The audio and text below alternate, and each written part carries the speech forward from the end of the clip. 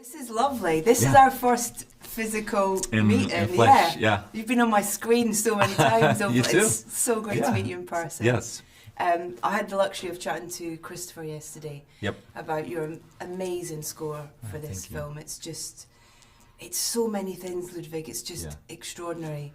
Can you remember the first conversations you had with it? Did you know actually coming out of Tenet that this was happening? I don't think Chris doesn't work like that. Okay. I mean, we had a great relationship and collaboration on Tenet, and then we stayed in contact. We talked about music, we talked about film, but he's very secretive of him, so like he's never like hinting on any projects or hinting what he's working on. But I know he's working. I know he was like, yeah, I was up in the treehouse like writing, and so it wasn't completely surprised that he was like, hey, you want to read the script, but it was still a positive phone call. Obviously, it was like, hey, you want to come and read this new script?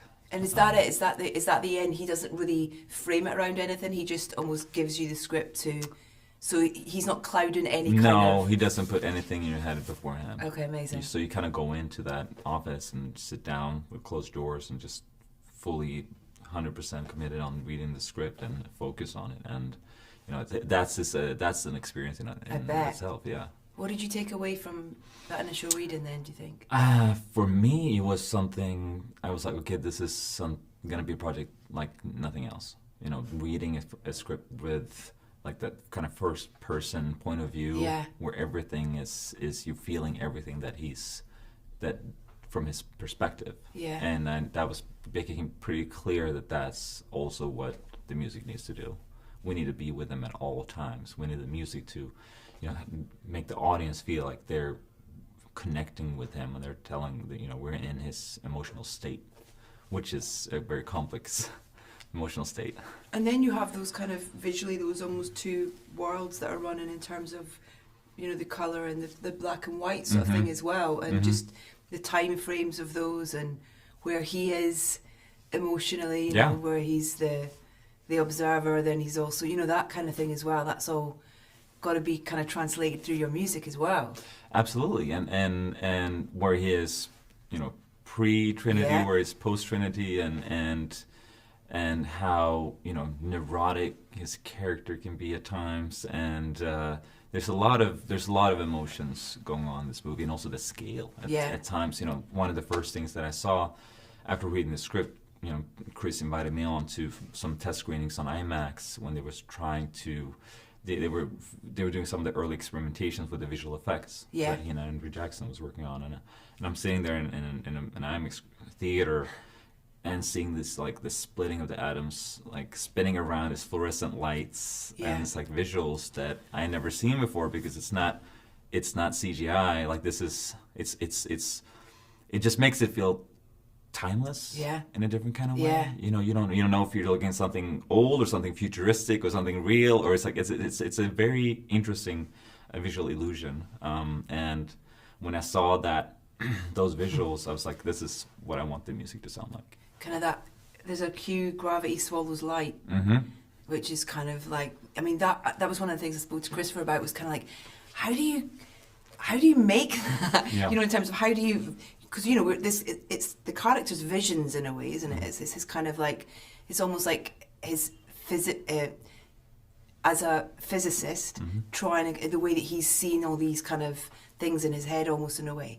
To be able to visualize that is extraordinary. To be able to put it onto film and then score it as well. It's extraordinary. Yes. Yeah, it took some time. It took a lot of time.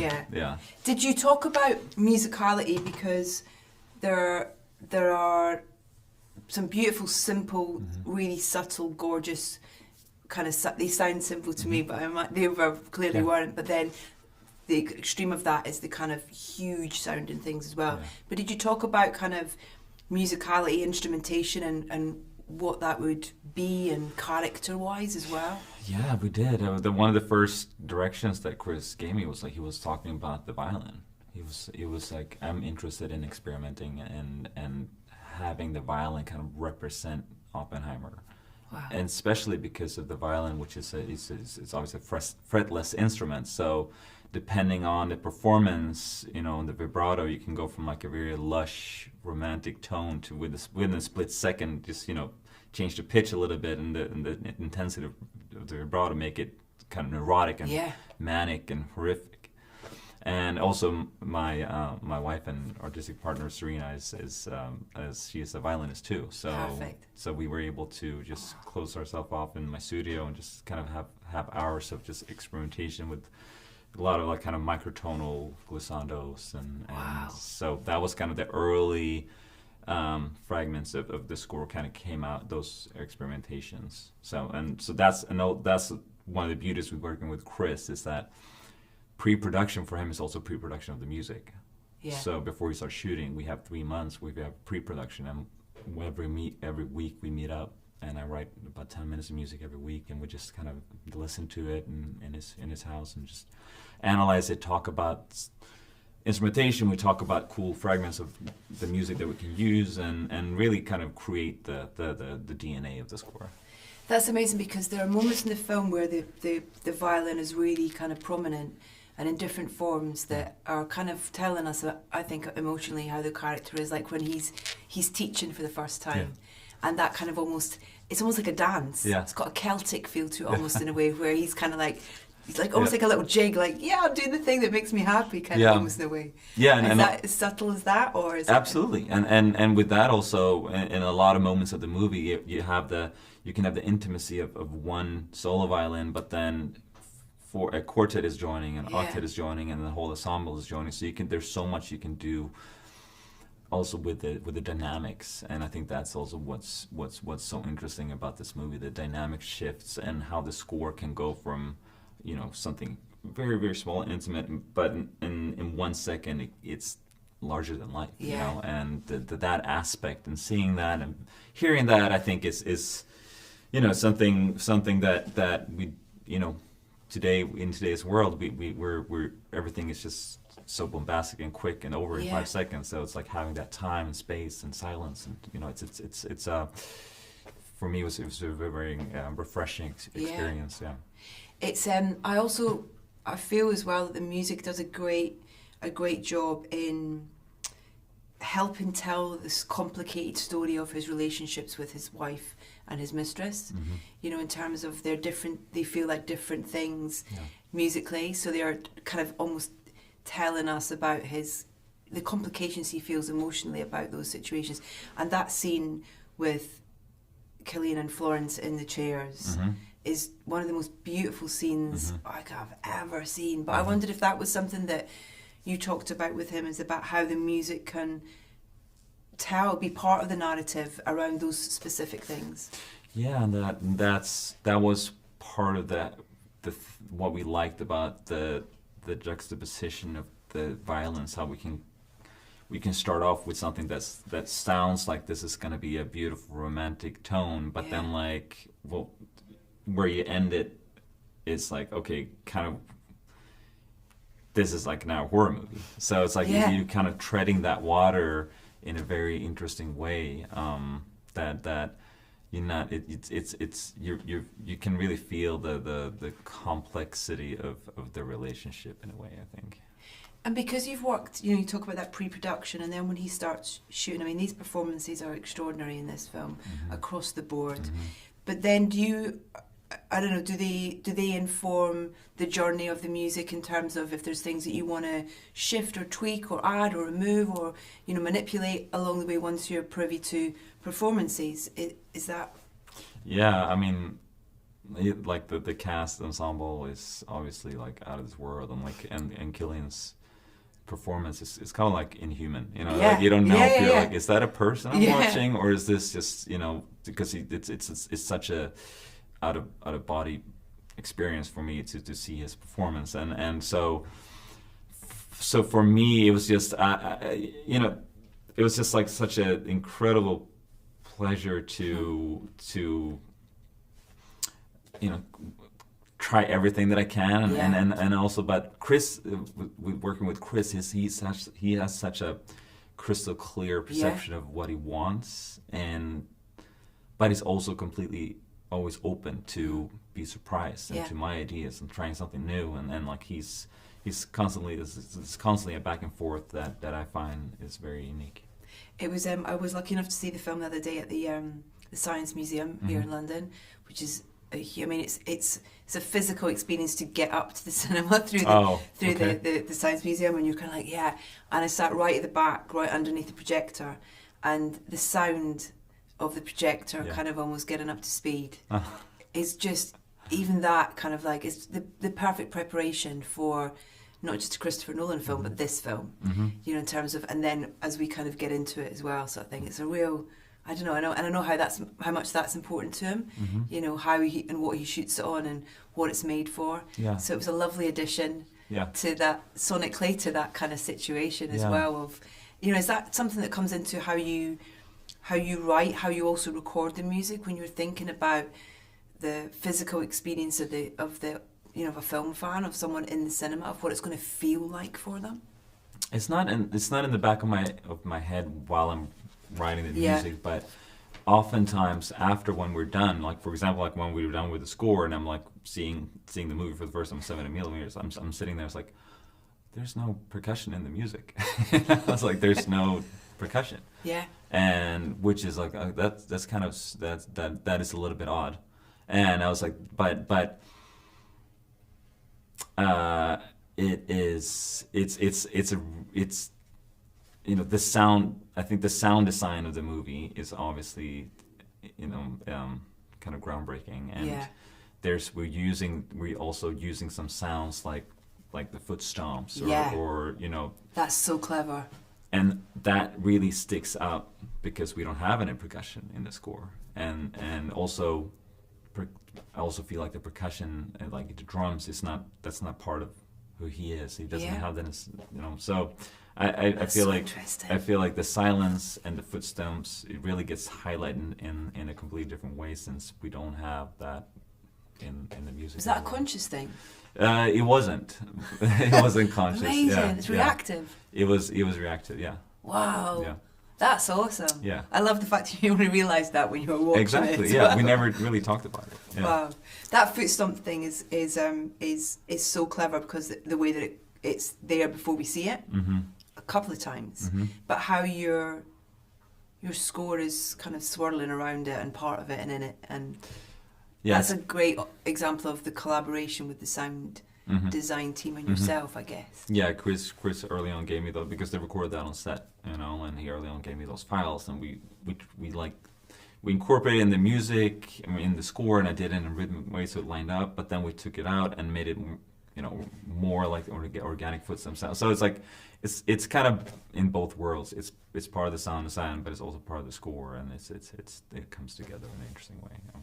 It's so clever. It has because then also that moment of, it was fun. I was so cautious about spoilers for people, you know, with the filming, and kind of not giving things away, even though we know what happened. But it's still, the experience of it is still something people need to explore themselves. But the way that sonically the test is done, you know, in terms of, that's even more powerful, because we have so much of your brilliant music throughout the whole film, to then, for us to have nothing for even that short amount of time, makes you almost kind of hold your breath in a way. Yes.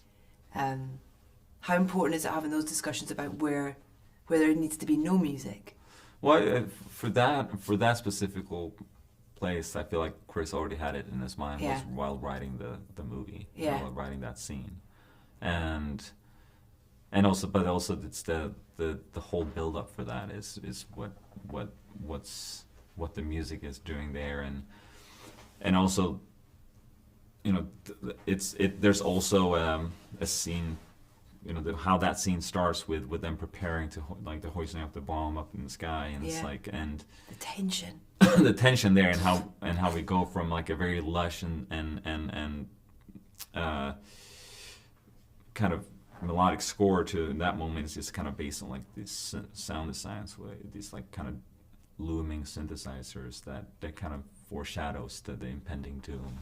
That's what I really loved as well, was the kind of, you know, the obviously it's a period piece in terms of when it's set, but the music kind of, there are moments where we can hear the electronic elements And I love that you have that ability to be able to do that within Yeah. this film, for it not to be driven by the time period of the film, that the music has to be restricted with that. Yeah, and I think with all Chris's films, it's like it's the costume design, it's the visual effects. Like it feels, you feel the timelessness of it. Yeah. It's not, I look at his clothes and it's like, yeah, that's kind of feels like at that time, but it also feels like it could be the future. Like you can't really, it doesn't set a time and date on it, and that makes it timeless. And that's why I'm looking forward to the music, because I want the music to sound like, like it could have fit it, like it's from that time, but also I want it to be done in a way it could not have been done before. Yeah. With the kind of courtroom drama kind of element to it, did you have discussions about, how, with the score having a different kind of feel or element to it on that side of things, or was it compartmentalized like that in a way, or not really? It was, yeah. That was like a thing we worked on for a month.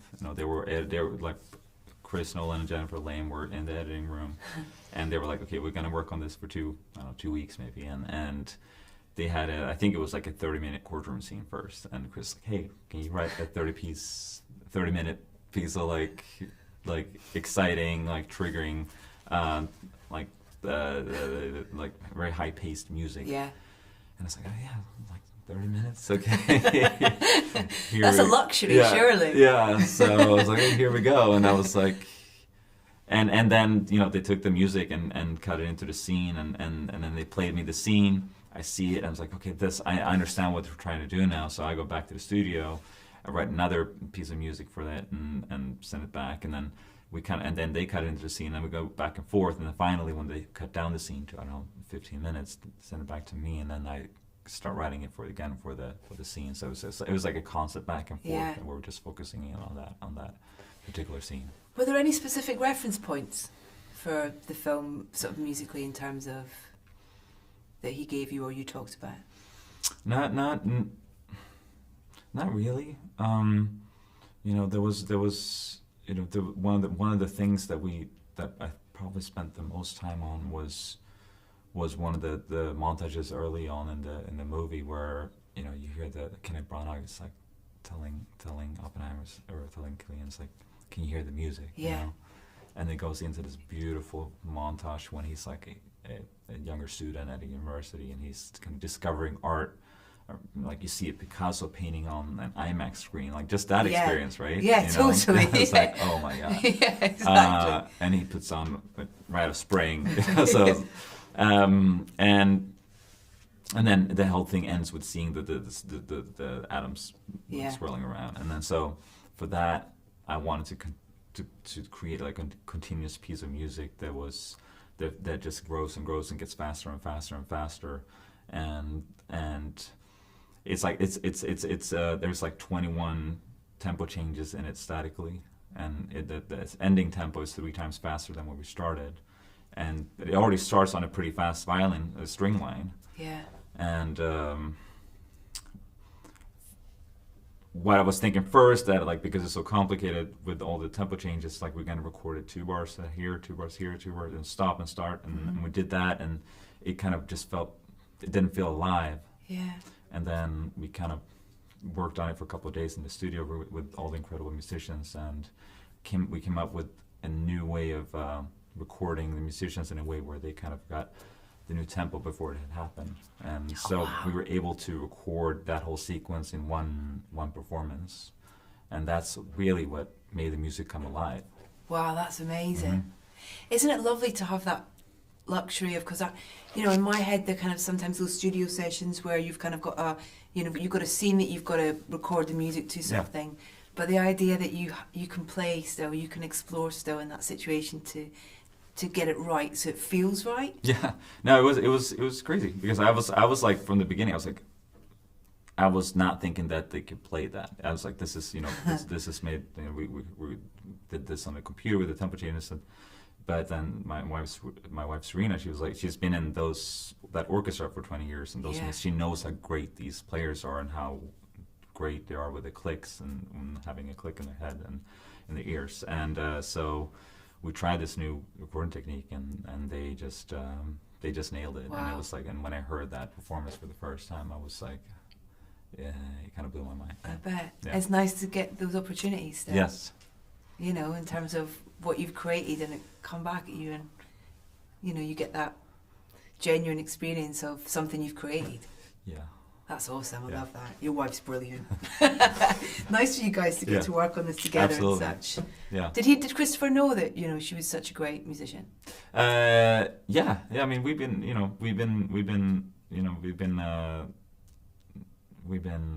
hanging out. Yeah. You know, and she's been she played violin for Yeah. her whole life. So yeah. I love that that violin then was the Yeah. thing that he really kind of wanted to bring out.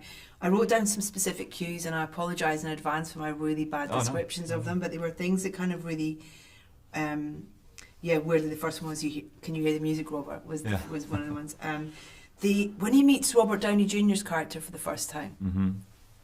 and it's almost a bit like romantic in a way. Yeah. Like it's kind of like, it's like soft romantic cue when he meets RDJ sort of thing. And that's so interesting in terms of where that relationship goes. Exactly.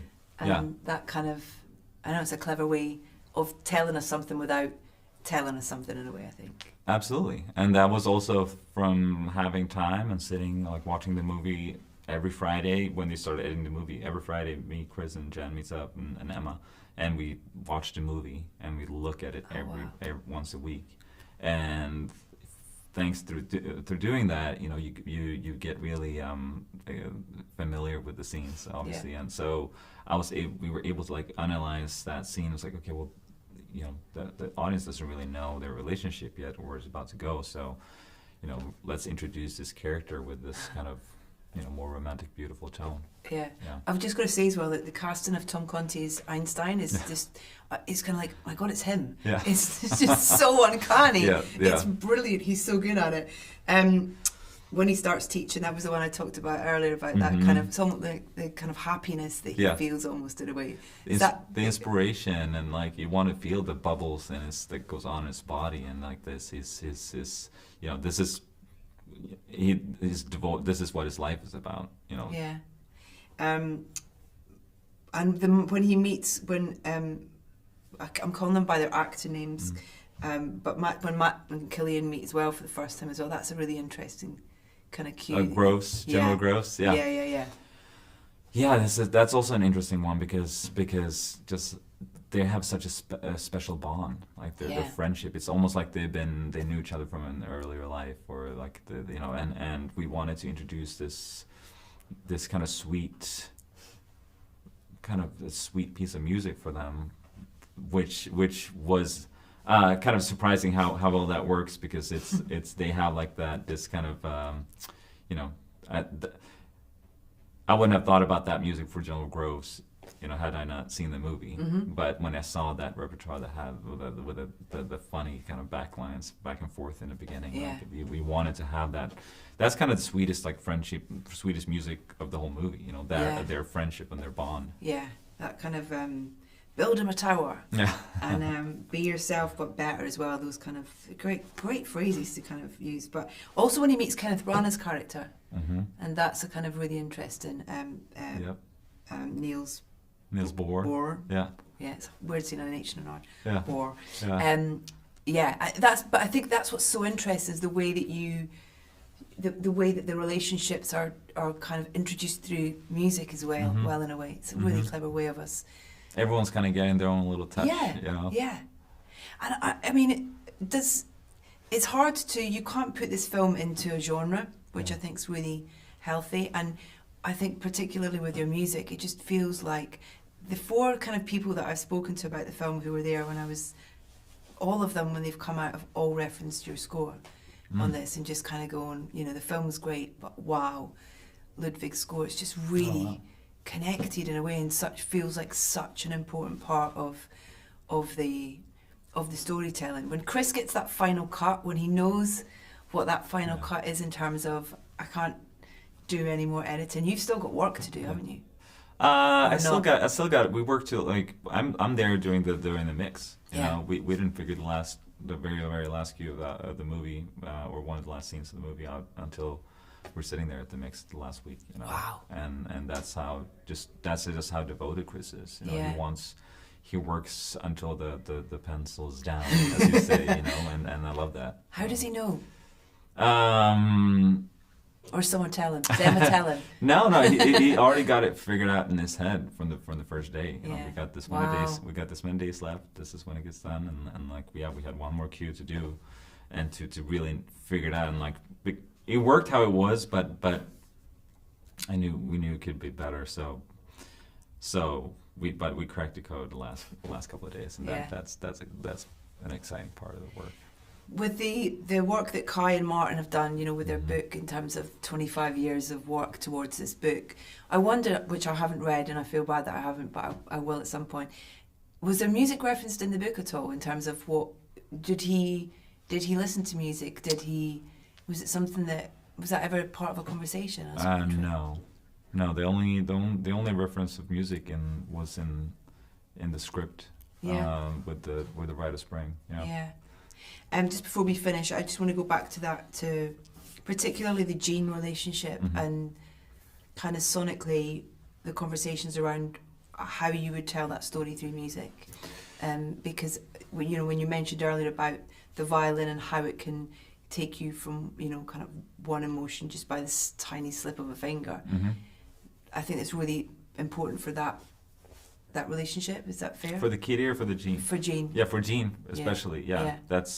It's kind of the opposite from what the Kitty theme is, and his relationship with Kitty. You know, the Gene Tellock is the one. You know, what's it going to be like tomorrow? What's going to be like in 5 seconds? You know, it's a chaotic relationship that's like pulling him out of who he is, right? And then he has this other completely different relationship with Kitty, who's like, you know, that's the real marriage, right? She's like, she does the big talk. She's loud. She's obvious, but also like extremely smart. And with one of my favorite scenes, which is like the final trial when she's witnessing and like she's like And then when she doesn't shake the hand. Yeah. It's just Emma. Emma's just so great in that. Yeah. And so their musicality, their musical theme is kind of just this it's like it's a piano melody that is just a very strong, beautiful, romantic things that you can really feel their gravity towards each other, and that's kind of what's in the end is kind of holding him down on the ground. Yeah. Oh, it's so great. I could talk to you for hours about it. What's next? Next, I don't have anything next. Yeah, just you know, enjoying this at the moment. Just being on this train and seeing how people's going to react and living in this moment. Yeah. And we'll see what's next. You know. And it's nice to have the genuine physical opportunity to say thank you for Mandalorian in person as well. Still means a lot to us. Yeah. No. Yeah, thank you totally. that was so fun when you get on that call and like I see your kids like. I mean, they are dining out on the fact that you played them the motif on the recorder. Yeah. That they'll have that for life. So, I need to give you guys one of those recordings so they can play it themselves. Oh wow. Yeah. Well, that's very. Spike's on grade 5 drums and he's doing grade 4 cool. French horns. So yeah, you've inspired a generation musically. Does he play the theme yet? Oh yeah, on anything, Okay. everything he gets his hands on for sure. Yeah. And Ludwig, so great to chat to you again, and massive congratulations on this film. It's an extraordinary piece of work you've done. Thank you so much, and thanks for your kind words.